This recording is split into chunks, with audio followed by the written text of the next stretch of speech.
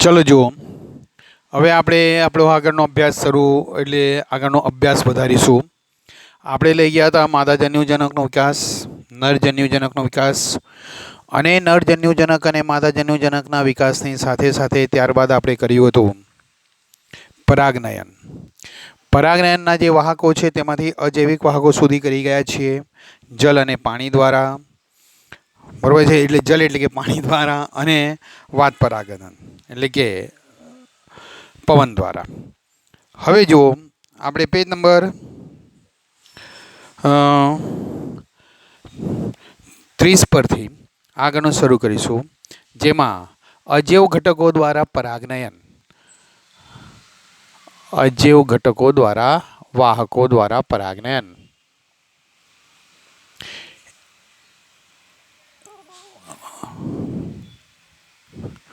તો જુઓ, તેના માટે પેજ નંબર 30 પર અજૈવ વાહકો દ્વારા પરાગનયન. આ જે અજૈવ વાહકો દ્વારા જે પરાગનયન છે તે પરાગનયનની ક્રિયા. મોટાભાગની સપુષ્પી વનસ્પતિઓ પરાગવાહકો તરીકે વિવિધ પ્રાણીઓનો ઉપયોગ કરે છે. જો ફરી પાછો આ શબ્દ હાઇલાઇટ કરો, પ્રાણી. પ્રાણી એટલે આપણા મગજમાં શું આવી જાય છે? માત્ર આપણી આજુબાજુ કૂતરા, ઢોર વગેરે હોય છે તે, એવું નહીં. પ્રાણી સૃષ્ટિ, એમાં પતંગિયા પણ આવી ગયા અને ભમરા પણ આવી ગયા અને ચામાચીડિયું પણ આવી ગયું.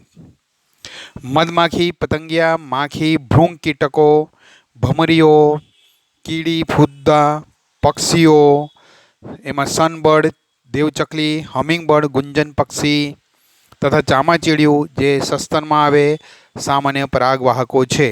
મધમાખી તમે જાણો છો, પતંગિયા જાણો છો, માખી જાણો છો. ભૃંગ કીટક, ભૃંગ કીટક પેલું આટલું ગોળ લંબગોળ જેવું કાળું કાળું હોય છે. ન ખબર પડતી હોય તો એનું બીટલ્સ લખેલું છે, યુટ્યુબ પર બીટલ્સ સર્ચ કરી લો, મળી જશે. ભમરીઓ, ભમરી કેવી હોય? કરીને આમ પેલી હોય છે તે. ન ખબર પડતી હોય તો વેસ્પ લખેલું છે તે શોધી લો, ખબર પડી જશે. કીડી તમને ખબર છે, ફુદ્દા ખબર છે, એ પણ સ્પષ્ટ ન થતું હોય તો મોસ લખી દો એટલે પતંગિયા અને ફુગ્ગાનો તફાવત ખ્યાલ આવી જશે. પક્ષીઓ, સનબર્ડ, દેવચકલી કોને કહેવાય? તો સનબર્ડ તમે કરશો એટલે એનો ફોટો આવી જશે. હમિંગબર્ડ, ગુંજન પક્ષી, એ પણ તમે હમિંગબર્ડ કરીને કરશો તો આવી જશે. તમે તમારા વોટ્સએપ પર એને લઈને એના ફોટા પાડીને સ્ક્રીનશોટ વગેરે લઈને તમે બધાને મોકલી પણ શકો. બહુ આકર્ષક હોય છે. આગળના તમે એને સેવ કરીને બધાને બતાવી શકો. તે રીતે મોબાઈલ ઉપર આગળ જે મૂકવામાં આવે છે, શું કહેવાય, વોલપેપર વગેરે, તેમાં પણ મૂકી શકો છો. પ્રાણીઓ પૈકી કીટકો, ખાસ કરીને મધમાખીઓ એ પ્રભાવી જૈવિક પરાગવાહકો છે. હાઇલાઇટ કરો, મુખ્ય પરાગવાહકો મધમાખી છે. આ ઉપરાંત મોટા પ્રાણી જેવા કે કેટલાક પ્રાઇમેટ, લેમુર, પ્રાઇમેટ વગેરે શું છે પછી આપણે સમજીશું. એ ઉદ વિકાસની ક્રિયામાં પેલા વાંદરાની સાથેનું છે. વૃક્ષારોહી, તીક્ષ્ણ દાંતવાળા, કોતરનારા, કર્તનશીલ પ્રાણીઓ કહેવાય. આમ કે તીક્ષ્ણ દાંતવાળા વૃક્ષ પર રહીને જે બધું કોતરી નાખે છે. એરોબિનલ રોડેન્ટ્સ, એ પણ તમે ટાઈપ કરશો એના પણ ફોટા વગેરે આવી જશે. અથવા સરીસૃપ, ગેકો, ગરોળી અને કાચિંડો. ગેકો ગરોળી કેવી હોય છે? તો તે ગેકો લિઝાર્ડ છે, તે પણ સર્ચ કરી શકો છો. ગાર્ડન લિઝાર્ડ એટલે આપણી આજુબાજુ હોય. કાચિંડો તે. આ બધા વાહકો પૂછાય છે નીટમાં. નીટમાં બહુ સરળ પૂછાય છે, પરંતુ આ બધા વાક્ય શબ્દ એને પકડીને પૂછે છે. જ્યારે આપણે થિયરી માટે આપણે શું કરીએ છીએ? બધું દળદળાઈ નાખીએ છીએ. પ્રાણીઓ દ્વારા પરાગિત વનસ્પતિઓમાં પુષ્પો મોટાભાગે પ્રાણીની ચોક્કસ જાતિ માટે વિશેષ પ્રકારના અનુકૂલન વિકસાવે છે. એનો અર્થ શું છે કે માની લો કે કોઈ ચોક્કસ વનસ્પતિ મધમાખીથી પરાગનયન માટે રૂપાંતરિત હોય તો તેમાં એવા લક્ષણો જોવા મળે કે મધમાખી તેના તરફ આકર્ષિત થાય. જો ફુદ્દાથી એનું પરાગનયન થતું હોય તો તેમાં એવા લક્ષણો હોય કે ફુદ્દા તેના તરફ આકર્ષિત થાય. મોટાભાગની કીટ પરાગિત વનસ્પતિઓ, કીટકો, પુષ્પો મોટા, રંગબેરંગી, સુગંધ, મધુરસથી સમૃદ્ધ. મધુરસ હાઇલાઇટ કરો, મધ જેવું પોષક દ્રવ્ય. જ્યારે પુષ્પો નાના હોય ત્યારે ઘણા પુષ્પો એકઠા થઈ પુષ્પ વિન્યાસ રચે. એટલે પુષ્પ સામાન્ય રીતે મોટા હોય તો તેથી શું થાય? કીટક અંદર પ્રવેશી જાય, પરાગાશય સુધી પહોંચે. પરાગાશય તેમના શરીરથી ઘસાય એટલે પરાગરજ મળી જાય ને. એ જ શરીર જ્યારે પરાગાસન પર ઘસાય તો શું થાય? પરાગરજ તેના પર સ્થાપિત થઈ જાય. હવે માની લો કે પુષ્પ નાના છે તો ઘણા બધા પુષ્પ એકસાથે પુષ્પ વિન્યાસ રચી દે, જેથી આખા પુષ્પોના સમૂહ પરથી કોઈક ઉપર તો પરાગાસન તેના શરીર પર ઘસાય ને કોઈકનું પરાગાશય તેના પર શરીર પર ઘસાય.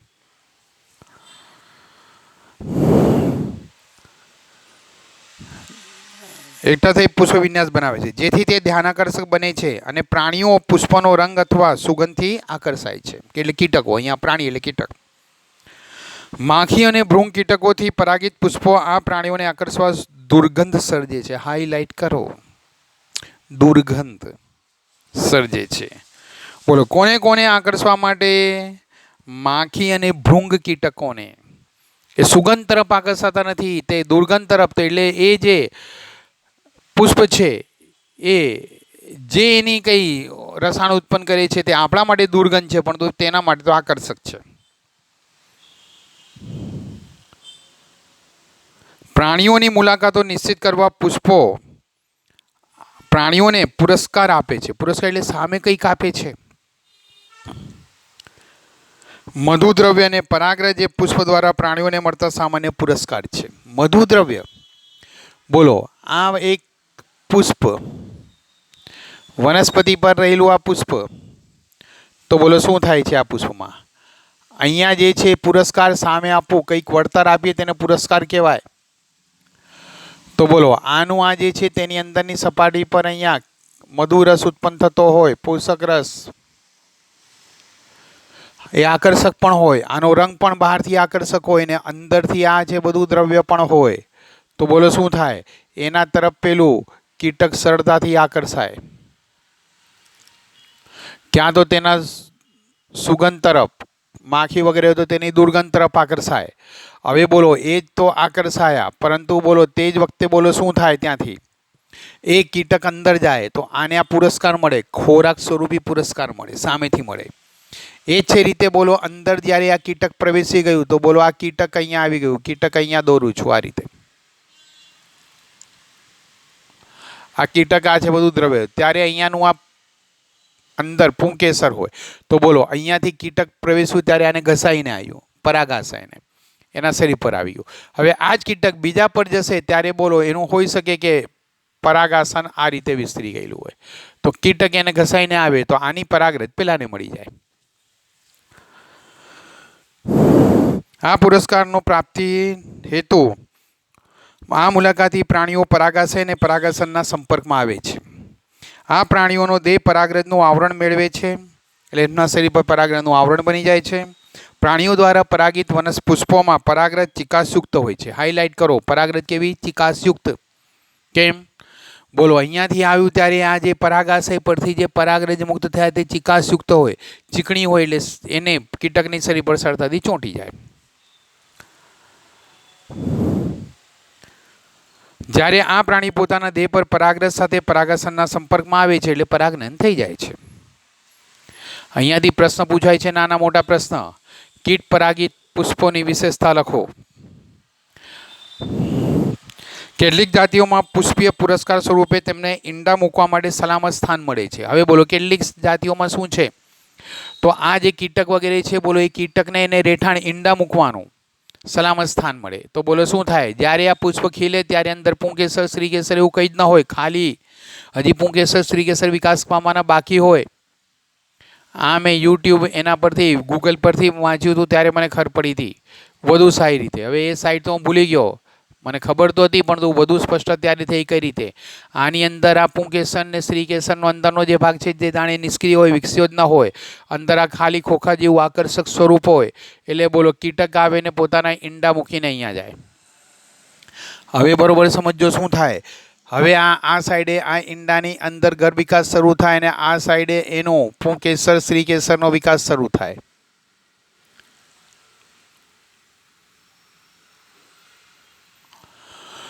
હવે આ જે છે અહીંયાથી ગર્ભ વિકાસ શરૂ થયો તો બોલો આ કીટક, બાળ કીટક અસ્તિત્વમાં આવી ગયું. બાળ કીટક ધીરે ધીરે અહીંયાથી આવે તો આને પર ચડીને તરતા કંઈ તો ઉડી ન શકે, આના ઉપર આમ ચડીને ચાલતું ચાલતું આવે એટલે આના શરીર સાથે ઘસાય, આવા કંઈક પર આવે, અહીંયાથી પડી જાય, અહીંયાથી આના પર પડી જાય, કોઈક પરથી પડી જાય, પછી અહીંયા છેક બહાર સુધી આવે, ઉડવાની સક્ષમતા મેળવી લીધી હોય તો એ ખોરાક ગ્રહણ માટે એવા કોઈ બીજા પુષ્પ પર જાય. તો ત્યાં સુધીમાં પણ એક જ જાતિ છે એટલે આનું પણ વિકસી ગયું હોય તો આના પર પડી જાય, એવું બધું થયા કરે. કેટલીક જાતિઓમાં પુષ્પીય પુરસ્કાર સ્વરૂપે તેમને ઈંડા મૂકવા માટેનું સલામત સ્થાન પૂરું પાડે છે. તેનું ઉદાહરણ સુરણનું ઊંચું પુષ્પ. તે પુષ્પ જ પોતે 6 ફૂટ ઊંચાઈ ધરાવે છે. બોલો, સુરણ આપણે બહુ સામાન્યને ગણીએ છીએ, એનું પુષ્પ કેટલી ઊંચાઈ ધરાવે છે? 6 ફૂટ. એમોર્ફોફેલસ ફ્લાવર કરીને સર્ચ કરી લેજો, બહુ ફાઇન તમને મળશે. આવો જ આંતરસંબંધ ફુદ્દાની જાતિઓ સાથે પણ જોવા મળે. ફુદ્દા અને યુક્કામાં કઈ વનસ્પતિ? યુક્કા. યુક્કા વનસ્પતિ YUKKA સર્ચ કરજો. આ બધું તમારે સર્ચ કરીને જ અભ્યાસ કરવાનો હોય છે. દર વર્ષે કરાવું છું વિદ્યાર્થીઓને ઘેરથી. ગોખી તો લેવાય છે પણ તું જોયેલું હોય છે તો બહુ સરળતાથી યાદ રહી જાય છે. એકબીજા વગર પોતાનું જીવનચક્ર પૂર્ણ કરી શકતા જ નથી. ફુદ્દો આવે યુક્કા પર તો જ એનું જીવનચક્ર પૂરું થાય. જીવનચક્ર એટલે બીજાંકુરણથી શરૂ કરી પુખ્ત થવું, પુખ્ત થયા પછી પુષ્પસર્જન થવું, પુષ્પસર્જન પછી પરાગનન થવું, ફલન થવું, ફલન થયા પછી નવું બીજ સર્જાવું, ત્યાં સુધી પછી બીજ સર્જન, બીજાંકુરણ આવે તો તે તો નવું જીવનચક્ર બીજાનું થઈ ગયું. તો બોલો, વનસ્પતિનું જીવનચક્ર પૂર્ણ કરવા માટે યુક્કા જરૂરી છે. તે જ રીતે યુક્કાની એક અવસ્થા ફુદ્દાની એક અવસ્થા એવી આવે છે કે જેની અંદર એને યુક્કામાં સહવાસની જરૂર પડે, નહીં તો ફુદ્દાનું જીવનચક્ર પૂર્ણ ન થાય. ફુદ્દા પોતાના ઈંડા બીજાશયના પોલાણમાં મૂકે છે. ક્યાં મૂકે છે? છેક બીજાશયના પોલાણમાં. બોલો, આ બીજાશય આપણે વારંવાર રિપીટ કર્યું છે. બીજાશય એક પોલી કોથળી જેવી રચના છે જેની અંદર આ રહેલું અહીંયા બીજાંડ હોય છે. પરંતુ એ છે ને વખતે બોલો, આ યુક્કા જે છે તે યુક્કાનું આ બીજાશયનું આ જે સ્વરૂપ, તો ફુદ્દા પોતાના ઈંડા આની અંદર મુક્ત કરી દે છે. તો બોલો, આ યુક્કાના બીજાશયમાં શું આવી ગયું? બીજાશયની અંદર આમ છે, વિચારો તો. બોલો, ફુદ્દાના ઈંડા પણ છે એટલે માદાજન્યુ અને ફલિત થયેલું જે કંઈ બધું સ્વરૂપને આની અંદર આ એનું પોતાનું પણ. જ્યાં બંને જાતિ ફુદ્દા અને યુક્કા એકબીજા વગર પોતાનું જીવનચક્ર પૂર્ણ કરી શકતા નથી. ફુદ્દા પોતાના ઈંડા યુક્કાના બીજાશયના પોલાણમાં મૂકે છે અને પુષ્પ તેના બદલામાં ફુદ્દા દ્વારા પરાગિત થાય છે. બોલો, એ ઈંડા મૂકીને જાય કરે તો બોલો અહીંયાથી ક્યાં તો પરાગરજ આપીને જાય તો અહીંયા ફલન થાય, અથવા તો આજુબાજુ રહેલા પુંકેસરમાંથી પરાગરજ લઈને જાય. ફુદ્દાની ઈયળ કે ડીમ ઈંડામાંથી બહાર આવે ત્યારે પણ તે લઈને જાય છે. ચલો, આ જે બહાર આવશે ત્યારે બોલો એ ઈયળ ડીમ બહાર આવશે તો પણ આ લઈને જશે. શું અહીંયાથી લઈને જશે? પરાગરજ. અહીંયાથી ઉપર આવશે એટલે પરાગરજ લઈને પણ જશે. જે પેલી માદા આવી હતી તે પણ પરાગરજ આપીને ગઈ કે પરાગરજ લઈને ગઈ? આ જે અંદરના આ જે સ્વરૂપ છે તે પણ પરાગરજ લઈને જાય.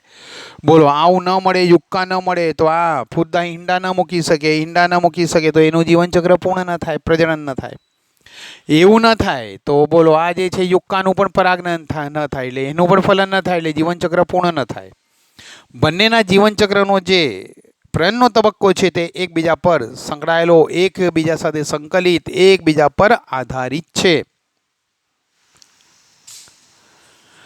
તમે શા માટે નીચે આપેલા વનસ્પતિઓનું પુષ્પોનું અવલોકન કરતા નથી? કેમ નહીં કરતા? ભાઈ, અમને ખબર હોય ને દેખાય અમારા ઘરની આજુબાજુ હોય તો અવલોકન કરીએ ને. વડોદરામાં તો રોડ જ દેખાય છે ને રોડ પર જઈએ તો ટ્રાફિક દેખાય છે. હા, ક્યાંક ક્યાંક કૂતરા દેખાઈ આવે. અથવા તમને અન્ય જગ્યાએ પ્રાપ્ત હોય તો કાકડી, કેરી, પીંપળ, કોથમીર, પપૈયું, ડુંગળી, લોબિયા. ઘણા બોલે સર આ લોબિયા શું છે? યુટ્યુબ. કપાસ, તમાકુ, ગુલાબ, લીંબુ, નીલગિરી. નીલગિરી માટે કેળાના જંગલમાં ત્યાં જઈશું. કેળા તે શોધવાનો પ્રયત્ન કરો કે કયા પ્રાણીઓ તેમની મુલાકાત લે છે ને તેમના પરાગવાહકો છે કે નહીં. તમે ધીરજપૂર્વક કેટલાક દિવસ સુધી પુષ્પોનું અવલોકન કરો અને દિવસના જુદા જુદા સમયે તમે એ જાણવાનો પ્રયત્ન કરો પુષ્પના લક્ષણો, તેમની મુલાકાત લેતા પ્રાણીઓ વચ્ચેનો કોઈ સહસંબંધ છે કે નહીં. કાળજીપૂર્વક અવલોકન કરો કે કોઈ મુલાકાતી પરાગાશય અને પરાગાશનના સંપર્કમાં આવે છે. ફક્ત આવા જ મુલાકાતીઓને પરાગનયન પ્રેરે છે. અહીંયાથી આપણે એટલું જ યાદ રાખવાનું છે કે નિશ્ચિત મુલાકાતીઓનું જ પરાગનયન થાય. બીજા મુલાકાતીઓ આવી જાય તો પરાગનયન સફળ ન થાય. ઘણા કીટકો પરાગનયનના પ્રેર્યા વગર પરાગરજ અને મધુરસનો ઉપયોગ કરે છે. ઘણા કીટકો એવા છે કે પરાગનયન ન થાય તો પણ મધુરસનો ઉપયોગ થઈ જાય. ઉદાહરણ તરીકે આ કોઈ એક વનસ્પતિ છે, તેનું આકર્ષક પુષ્પ છે, મધુરસ વગેરે બધું ઉત્પન્ન થાય છે અને માની લો તે મધમાખી માટે છે. પણ તું મધમાખીને બદલે અહીંયા પતંગિયું આવીને બેસી ગયું તો તે પુષ્પ એવું છે નહીં બોલે કે ના ના મારું મધુરસ તારા માટે નથી, ચાલ ભાગી જા. એ એની મુલાકાત લેશે, એન્જોય કરશે મફતિયું.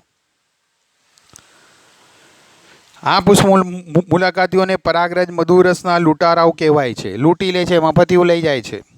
તમે કદાચ પરાગવાહકોને ઓળખી પણ શકશો અથવા ન પણ ઓળખી શકો, કારણ કે લૂંટારા આવી જાય. તમને તો એવું છે લાગે કીટક આવી, પક્ષી આવીને ગયું, લઈને ગયો. ના, પરંતુ એ ચોક્કસ છે કે તમારા પ્રયત્નોને તમે માણશો, એન્જોય કરશો. બરાબર છે? કઈ રીતે એન્જોય કરવાનું? દરરોજે સાંજે કમાટી બાગમાં જવાનું. દરરોજે પહેલાં એક અઠવાડિયે સાંજે 6 થી સાંજે 5 થી 8 સુધી જાઓ. બીજી વાર બપોરના 2 થી 5 સુધી જાઓ અઠવાડિયા સુધી. ત્રીજી વાર બપોરના 11 થી 2 સુધી જાઓ. ચોથા અઠવાડિયે સવારે 7 થી જાઓ. પાંચમા અઠવાડિયે આખી નાઇટ ત્યાં રોકાઓ ને બધાને અવલોકન કરતા રહો. બરાબર છે? કોઈ એવું કરવાની જરૂર નથી, દોરડાયા નહીં બનતા. બાહ્ય સંવર્ધન પ્રયુક્તિઓ. ઓકે, ચલો જુઓ. અહીંયાથી આ અગત્યનું છે. બાહ્ય સંવર્ધન પ્રયુક્તિઓને હાઇલાઇટ કરો ને બાજુમાં IMP લખી દો.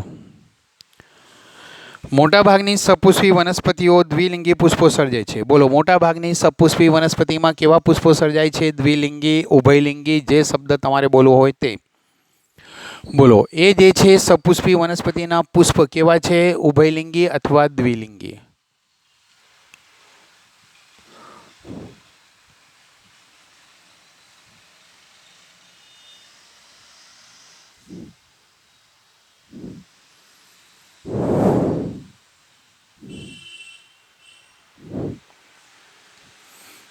આ શ્રીકેસર, અહીંયા પુંકેસર. ઓકે, ને આ જે કંઈ બાકીનું બધું હોય છે તે.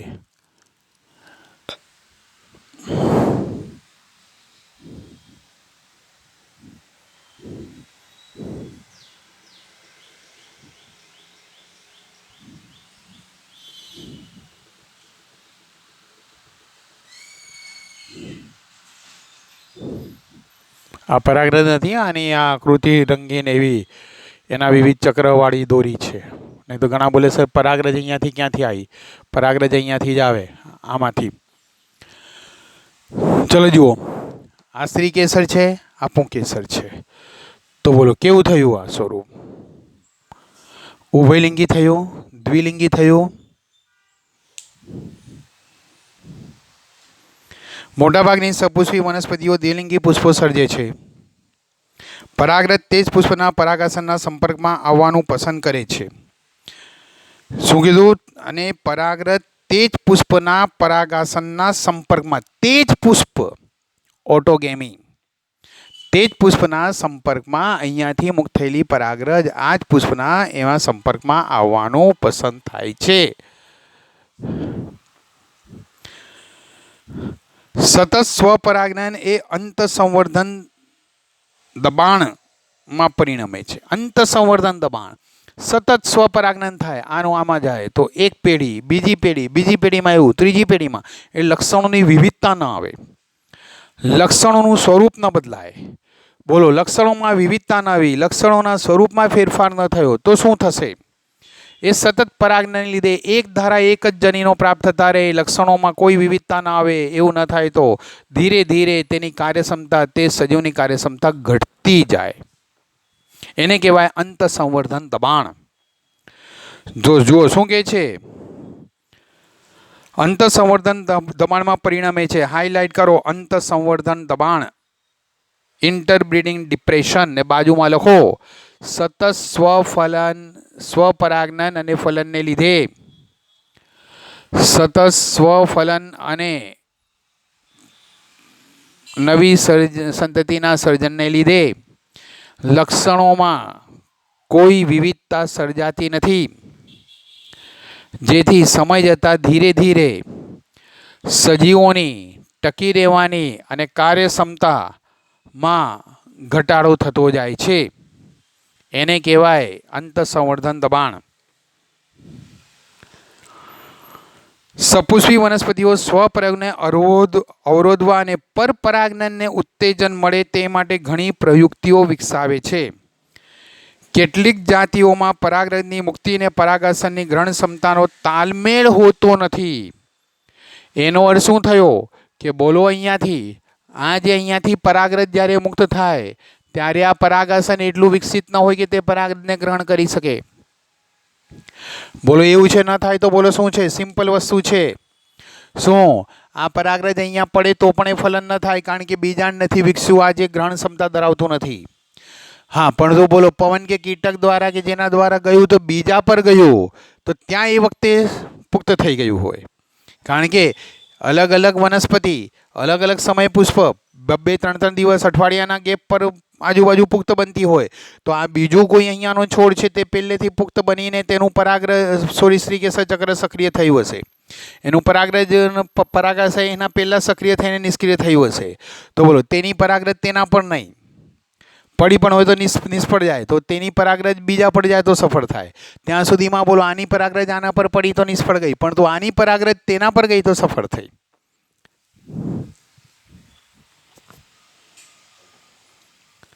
અથવા પરાગરજ મુક્ત થાય તેના ઘણા સમય પહેલા પરાગાસન ગ્રહણશીલ બની ગઈ હોય. જે રીતે આપણે એમ છે ને વિચારીએ છીએ કે આ પુંકેસર પહેલા સક્રિય થઈ ગયું હોય, તે રીતે એવું પણ હોય કે આ સક્રિય હોય ત્યારે પુંકેસર સક્રિય ના હોય. તો બોલો શું થયું અહીંયાથી? સિમ્પલ વસ્તુ છે. આ જે આવ્યું તો બોલો આ સક્રિય નથી એટલે કમ્પલસરી બીજા પરથી જ આના પર પરાગરજ આવશે. જ્યારે આનું ફલન વગેરે થઈ ગયું ત્યારે આ જે સક્રિય થયું તો બોલો આની પરાગરજ હવે અહીંયા પડે તો પણ કોઈ અસરકારક નહીં, તેને કમ્પલસરી બીજા કોઈ ઉપર જાય કીટક કે કોઈ પણ દ્વારા તો જ તેની અસર આવે. બીજી કેટલીક જાતિઓમાં પરાગાશય અને પરાગાસન જુદા જુદા સ્થાને આવેલા હોય છે, જેથી તે જ પુષ્પના પરાગાસનના સંપર્કમાં પરાગરજ ક્યારેય આવી શકતી નથી. બોલો શું થાય? જુદા જુદા સ્થાને આવેલા હોય છે. કઈ રીતે? આ રીતે આમ ઉભયલિંગી છે પણ તો આમ આ બહાર સુધી પરાગાશય લંબાયેલું હોય. બોલો પરાગાશય બહાર સુધી લંબાયેલું હોય અને આ ભાગ અંદર જ હોય, તો બોલો પરાગરજ ક્યારે અહીંયા મોટે ભાગે આવવાની શક્યતા નહીં, પરાગરજ અહીંયાથી જ જતી રહે. જુદું જુદું સ્થાન બની ગયું.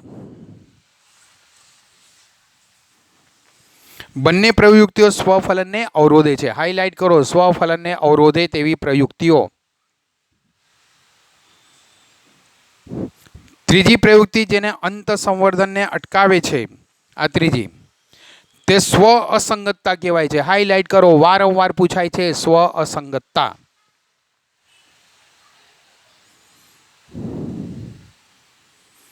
આ એક જનીનિક ક્રિયાવિધિ છે અને સ્વપરાગને રોકીને અવરોધીને તે જ પુષ્પ અથવા તે જ વનસ્પતિના અન્ય પુષ્પ શ્રીકેસરમાં પરાગરજને અંકુરણ કે પરાગનલિકાને વિકાસને અવરોધી અંડકોને ફલિત થતા અટકાવે છે. સમજીએ શું થાય? બંને પુંકેસર શ્રીકેસર એક જ સમયે આમ પુખ્ત થયા, અલગ અલગ સમય પણ નથી.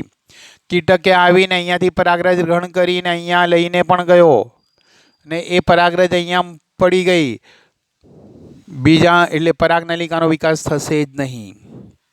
ચલો આ એક પુષ્પ ઉપર નહીં થાય, બરોબર સમજો. અહીંયાથી કોઈ બોલે સર આ બીજું પુષ્પ એ જ છોડ પરનો કીટક અહીંયાથી ઉડીને પરાગરજ લઈને અહીંયા છે ગયો, તો બોલો અહીંયાનો પરાગાસન પર પડી ગયું તે પરાગરજ, તો બોલો શું થશે? તો પણ ફલન નહીં થાય.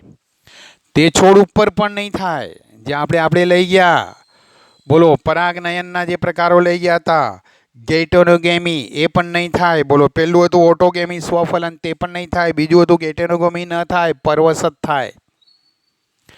બોલો આનું જ આના પર ગયું પરંતુ એ પરાગનયન નિષ્ફળ ગયું, ઓટોગેમી ન થયું. આ જ એ છોડ પરના બીજા પુષ્પ પર ગયું તો ગેટોનોગેમી પણ ન થાય, નિષ્ફળ જાય. કમ્પલસરી બોલો આ જે છે કીટક પછી ફરતું ફરતું એ જ જાતિના બીજા છોડ પર ગયું. માની લો કે આ એક્સ જાતિ છે તો એક્સ જાતિના જ બીજા છોડ પર ગયું તો જ તે પરાગનયન સફળ થશે. પરવશ.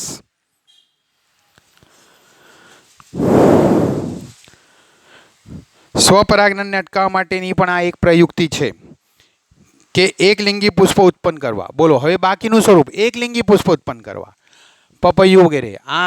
પપૈયામાં બોલો આ નર છોડ છે તો અહીંયા માત્ર નર ને નર પુષ્પ જ ઉત્પન્ન થશે બસ. ને આ બીજું છે તો બોલો આ માદા છોડ છે તો તેના પર માત્ર માદા છોડ પુષ્પ જ ઉત્પન્ન થશે. તો જે પુંકેસર અહીંયાથી આવીને અહીંયા આવશે તો જ ફલન થશે, એટલે એ પણ પરવસત થશે.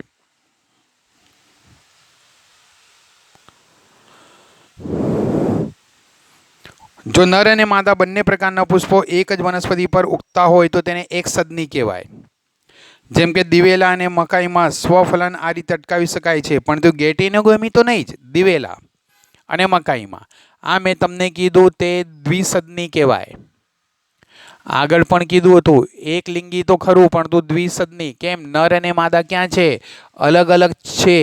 નર અને માદા પુષ્પ અલગ અલગ પર છે. સદન એટલે રહેવા માટેનું સ્થાન. નરનું રહેવા માટેનું પુષ્પનું સ્થાન અલગ, માદાનું અલગ. અહીંયા ગેટેનોગેમી થાય, પણ તું બોલો અહીંયાથી વિચારીએ. સોરી, આ ગેટેનોગેમી નહીં, પરવસત થાય. જ્યારે બોલો મકાઈમાં વિચારી તો મકાઈમાં ઉપરના પુષ્પ નર ને નીચેના પુષ્પ માદા આખા ડોડામાં. તો બોલો શું થાય? ઓટોગેમી તો થાય જ નહીં. એક લિંગી પુષ્પ છે, પણ તું બોલો આ પરાગરજ અહીંયા છે પડે તો ગેટેનોગેમી તો થઈ શકે છે. જ્યારે સંપૂર્ણપણે દ્વિસદની વનસ્પતિ હોય તો શું થાય? ઓટોગેમી પણ ન થાય, ગેટેનોગેમી પણ ન થાય, પરવસત થાય. એક સદની વનસ્પતિ એટલે એક જ પર એક લિંગી નર અને માદા બંને પુષ્પ હોય તો શું થાય? ઓટોગેમી ન થઈ શકે, ગેટેનોગેમી થઈ શકે, પરવસ પણ થઈ શકે. પપૈયા જેવી વનસ્પતિમાં નર પુષ્પ અને માદા પુષ્પ ભિન્ન છોડ પર સજાય છે, જેથી આવી વનસ્પતિ નર કે માદા દ્વિસદની કહેવાય છે. આવી પરિસ્થિતિ સ્વફલન અને ગેટેનોગેમી બંને અટકાવે છે, પરંતુ દિવેલા અને મકાઈમાં ગેટેનોગેમી ન અટકાવી શકાય. તો જુઓ અહીંયા જે હતું તે આપણે સ્વફલન પરફલનની વચ્ચેની જે કંઈ વિશેષતાઓ હતી તે. હવે જુઓ પરાગરસ શ્રીકેસર આંતરક્રિયાઓ. પરાગનયન યોગ્ય પ્રકારની પરાગરજના વહનની ખાતરી આપતું નથી. કેમ? અરે ભાઈ કીટક છે તો કંઈ એવું છે થોડું છે કે ગુલાબ પરથી પરાગરજ પ્રાપ્ત કરી તો ગુલાબના છોડ ઉપર જઈને બેસશે. ગુલાબ પરથી પરાગરજ પ્રાપ્ત કરી પણ તું જઈને મોગરા પર બેસી ગયું તો શું થશે? પરાગનયન નિષ્ફળ જશે. તો તે વખતે ગુલાબની પરાગરજ જે છે તે ત્યાં અસર ન કરે તેવું કંઈક આયોજન હોવું જોઈએ. તેને આપણે શું કહીશું? પરાગરસ શ્રીકેસર આંતરક્રિયાઓ. બોલો કયા છે નામથી ઓળખીશું તેને? પરાગરસ શ્રીકેસર આંતરક્રિયાઓ. પરાગનયન યોગ્ય પ્રકારની પરાગરજની વહનની ખાતરી આપતું નથી. તે જ જાતિના પરાગાસન પર તે જ જાતિનું સંગત પરાગરજ આવે તેવું સંપૂર્ણપણે કહી શકાય નહીં. ઘણીવાર પરાગાસન પર અન્ય જાતિની કે તે જ વનસ્પતિની જો તે સ્વ અસંગત હોય. બોલો સ્વ અસંગત એટલે શું? પોતાની જ પરાગરજ પોતાના પર આવે એક જ છોડ પર તો તેને સ્વ અસંગત કહેવાય. જે એક જનીની ક્રિયા હમણાં જ આપણે લઈ ગયા થોડાક સમય પહેલાં, 2-5 મિનિટ પહેલાં, તો બોલો શું થાય? અહીંયાથી અહીંયા આવે એવું ઘણું બધું થઈ શકે. તો શું થાય? વનસ્પતિ જો તે સ્વસંગત તો ખોટા પ્રકારની પરાગરજ સ્થાપિત થાય છે એવું કહેવાય. શું કહેવાય? ખોટા પ્રકારની. કઈ રીતે જોઈએ આપણે? સ્વસંગત છે, આ પરાગરજ આના પર આવી, એક જ છોડ છે, જાતિ એક છે, છોડ જ એક છે, પુષ્પ એક, તો પણ ખોટો પ્રકાર ગણાય. આ જ છોડ છે, બીજું પુષ્પ છે, આની પરાગરજ અહીંયા આવી ગઈ આના શ્રીકેશ ઉપર, તો પણ તે પરાગરજને ખોટી કહેવાય.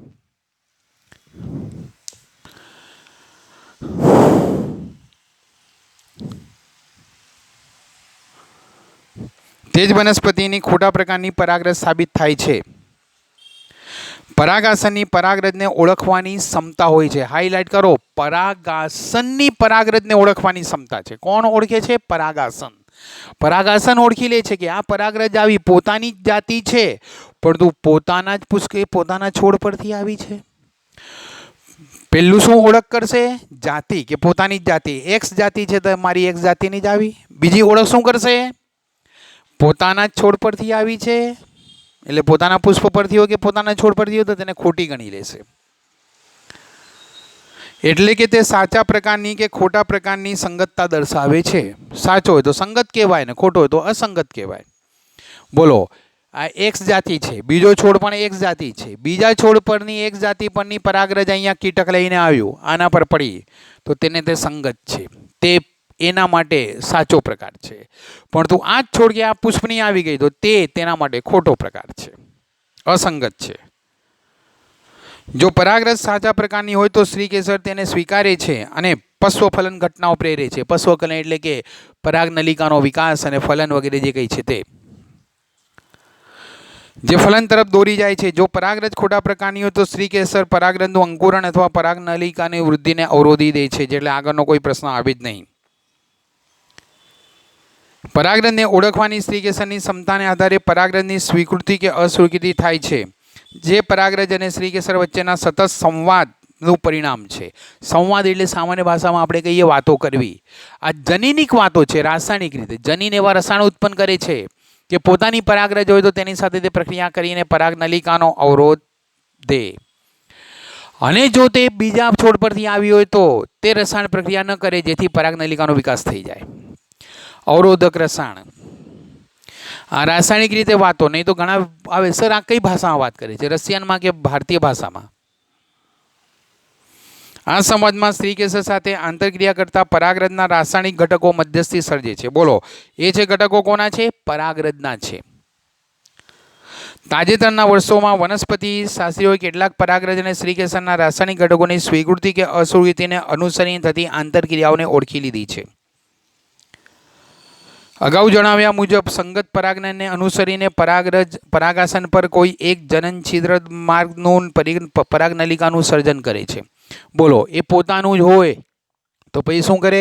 પરાગરજની આપણે રચના લઈ ગયા છે.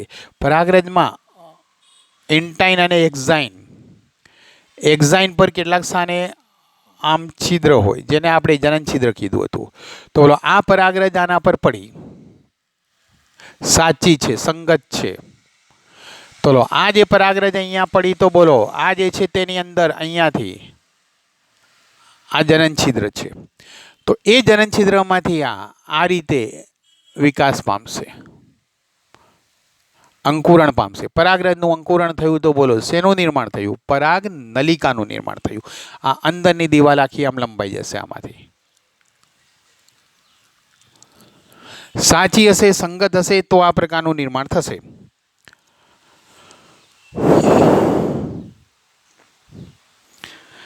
પરાગરજમાં સમાવિષ્ટ ઘટકો પરાગનલિકામાં વહન પામી બીજાશયમાં પહોંચે છે. તમને યાદ હશે કે કેટલાક વનસ્પતિમાં પરાગરજ દ્વિકોષીય અવસ્થામાં મુક્ત થાય છે, એક વાનસ્પતિક કોષ અને એક જનનકોષ. જ્યારે પરાગવાહિનીમાં પરાગનલિકા વૃદ્ધિ પામતી હોય છે ત્યારે જનનકોષ વિભાજન પામે છે અને બે નરજન્યુઓ સર્જાય છે. હવે જો અહીંયાથી થોડુંક વિગતવાર આને વ્યવસ્થિત સમજીએ. આપણે લઈ ગયા અસંગતો, સંગતો વગેરે જે કંઈ છે, વાહકો વગેરે બધું જ. જો આ જે છે તે સ્ત્રીકેસર ચક્રનો આ ભાગ, અહીંયાથી આ જે છે તે બીજાશય, બીજાશયની અંદર આ બીજાંડ,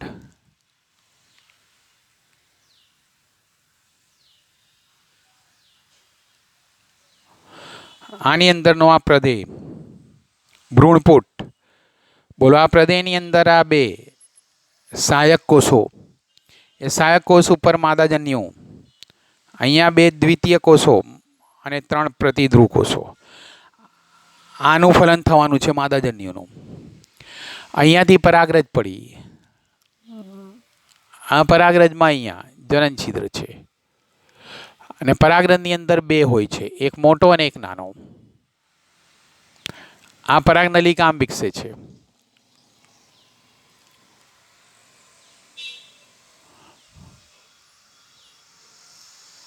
પરાગનલિકા વિકસે છે ત્યારે આ વાનસ્પતિક કોષ આમ આગળ વધે છે ને પાછળ આ જનનકોષ.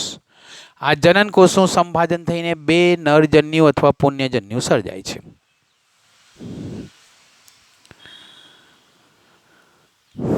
પરાગનલિકા વૃદ્ધિ પામતી હોય ત્યારે જનનકોષ વિભાજન પામે છે ને બે નરજન્યુઓ સર્જે છે, જેને પુંજન્યુ પણ કહેવાય. શું કહેવાય તેને? પુંજન્યુ. આવી વનસ્પતિઓ કે જેમાં પરાગરજ ત્રિકોષીય અવસ્થામાં મુક્ત થાય છે તેઓની પરાગનલિકાની શરૂઆતથી જ બે નરજન્યુઓ ધરાવતા હોય છે. બોલો, તેમાં શું થાય? પહેલેથી જ પરાગરજ જ્યારે પરાગાશયમાંથી મુક્ત થતી હોય ત્યારે જ તેની અંદર એક જનનકોષ અને પેલો જે વાનસ્પતિક કોષ અને જનનકોષ પહેલેથી વિભાજન પામીને બે પુંજન્યુ ધરાવતા હોય. એટલે નરજન્યુજનકના વિકાસમાં આપણે લઈ ગયા કે બે રીતે પરાગરજ મુક્ત થઈ શકે, વાનસ્પતિક કોષ અને એક જનનકોષ, અથવા તો વાનસ્પતિક કોષ અને આ એક જનનકોષ હતો તેનું વિભાજન થઈને બે નરજન્યુ પુંજન્યુ પણ બની ગયા. આ રીતે વિકસ્યું હોય એક વાનસ્પતિક કોષ અને એક જે જનનકોષ, તો જ્યારે પરાગનલિકા વિકસે ત્યારે તેની અંદર એ જનનકોષનું વિભાજન થઈને પુંજન્યુ બની જાય. ને આ પ્રકારે હોય કે પહેલેથી પુંજન્યુ બનેલા છે તો કોઈ પછી એનો પ્રશ્ન નથી, ડાયરેક્ટ પરાગનલિકાનો વિકાસ થાય. જનનકોષ વિભાજન પામે છે, 2 નરજન્યુઓ સર્જે છે. આવી વનસ્પતિઓ કે જેમાં પરાગરજ ત્રિકોષી અવસ્થામાં મુક્ત થતી હોય છે તેઓને પરાગનલિકાની શરૂઆતથી જ તેઓ 2 નરજન્યુઓ ધરાવે છે. પરાગનલિકા જ્યારે બીજાશયમાં પહોંચે છે ત્યારે અંડછિદ્ર તરફથી અંડકમાં પ્રવેશે છે. આ પરાગનલિકા બીજાશયમાં પહોંચી તો અંડકમાં અંડછિદ્ર તરફ વળી જશે. આ પણ એક પ્રકારની રાસાયણિક ક્રિયા છે. એવા રસાયણો હોય છે કે તે પરાગનલિકાને પોતાની તરફ આકર્ષી લે છે. એટલે આમ તેમ નહીં જતા તે આની અંદર જ આવી જાય છે.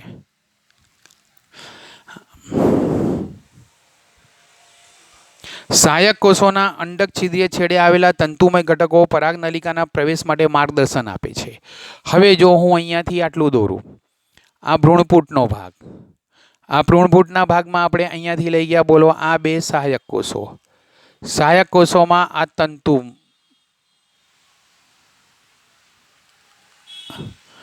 આ માદાજન્યુ,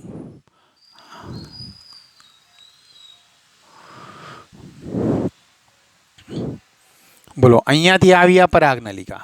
પરાગનલિકા આકર્ષાઈને અહીંયા આવી.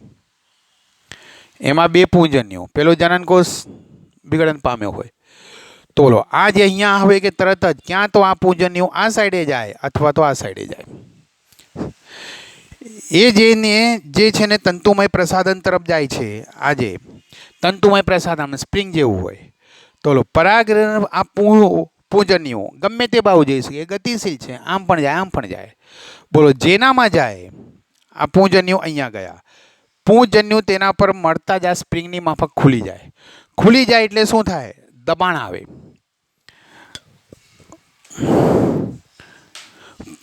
આ તંતુમય પ્રસારણ હતું.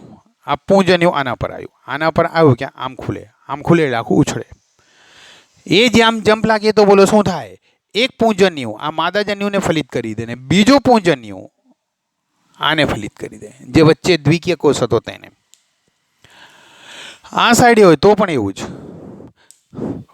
તો ઘણા મને પૂછે સર બબ્બેની જરૂર કેમ પડી? અરે ભાઈ બબ્બેની જરૂર છે કેમ પણ પુંજન્યુ આમ તેમ આડું ત્રાસું ગયું તો પણ ફલન સફળ થઈ જાય.